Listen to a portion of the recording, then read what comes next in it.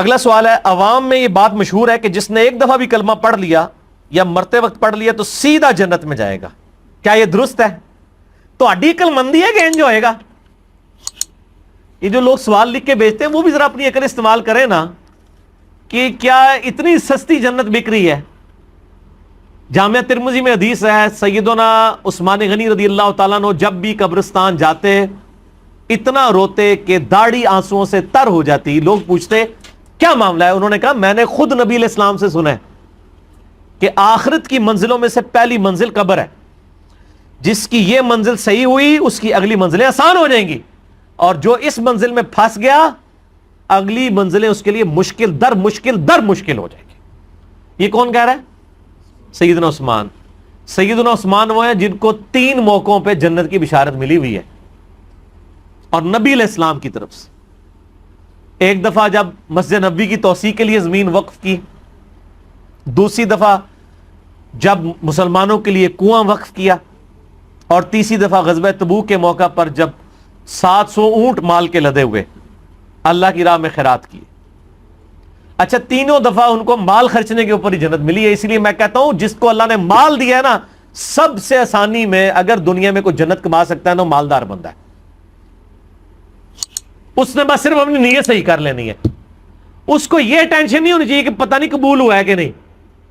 نماز میں تو ہمیں جتنی مرضی صحیح کر لے توجہ نہیں رہتی، بندہ کہتا ہے یار پتہ نہیں خشوع خضوع ہے کہ نہیں۔ مال میں صرف ایک چیز کا خیال رکھنا ہے کہ آپ نے ریاکاری نہیں کرنی، بس۔ باقی یہ نہیں ہوگا کہ یہ خشوع خضوع سے خرچ ہوا ہے کہ بغیر خشوع خضوع کے، یہ خرچ کرتے وقت یعنی وہ ذہن حاضر تھا یا نہیں تھا، وضو ہے تھا یا نہیں تھا، یہ رولے تو ہے ہی نہیں نا مال خرچنے چ۔ تو سیدنا عثمان نے 3 دفعہ جنت کمائی ہے مال خرچنے کے اوپر، اور تیسری دفعہ تو نبی علیہ السلام نے اشرفیاں یوں آپ الٹ پلٹ کرتے تھے اور کہتے تھے عثمان جنتی آج کے بعد جو چاہے مرضی کرے۔ یہ ان کو ہی گارنٹی تھی کہ جو مرضی کرے، تو ہنو آندی تھی جو مرضی کر دے، وہ ہے کچھ کرتے رہے جے بعد کہ قبرستان جا کے روندے رہنے کہ پتہ نہیں میرے ساتھ کیا بننا ہے۔ وہ قبرستان جا کے روتے تھے۔ اس کو ہم کہتے ہیں نا عقل نہ ہوئے تھے موجیں ہی موجاں، عقل ہوئے تھے سوچیں۔ جسے عقل نہ ہو وہ من بوجھی زندگی گزارے گا، اور جسے عقل ہوگی وہ سوچ کے پاگل ہوگا کہ یار میرے ساتھ بننا کیا ہے۔ سیدنا عثمان غنی رضی اللہ تعالیٰ عنہ، میں نے اس لیے بیان کیا تاکہ آپ کو اس حوالے سے سینسٹیوٹی کلیئر ہو۔ یہ جو آپ کو ایمی پبلک میں مشہور کر دیا ایک دفعہ کلمہ پڑھا جنت میں جائے گا، یہ پوری حدیث صحیح بخاری میں موجود ہے، مشکات میں بھی آپ کو یہ کتاب الایمان چیپٹر میں شروع میں حدیث مل جائے گی کہ نبی صلی اللہ علیہ وآلہ وسلم نے فرمایا جس شخص نے گواہی دی لا الہ الا اللہ محمد رسول اللہ کی، وہ جنت میں جائے گا،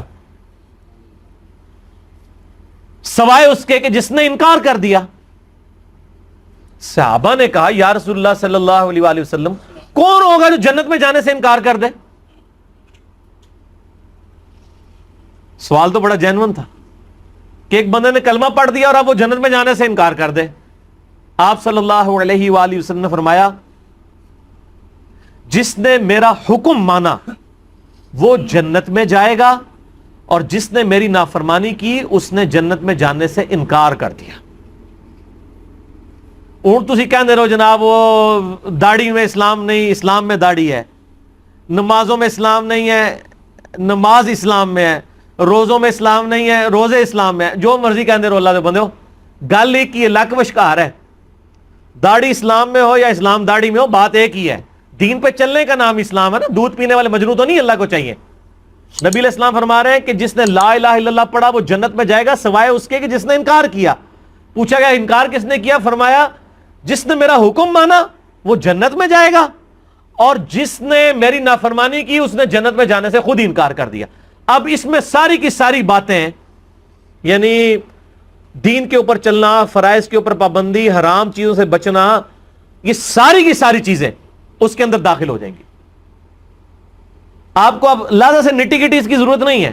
اور جیسے کہتے ہو رفع الیدین کا حکم دکھائیں، ہم کہتے ہیں کہ نبی علیہ السلام کی حدیث ہے صحیح بخاری میں 631، صلو کما رأیتمونی اصلی، نماز اس طرح پڑھو جس طرح مجھے پڑھتے ہوئے دیکھتے ہو۔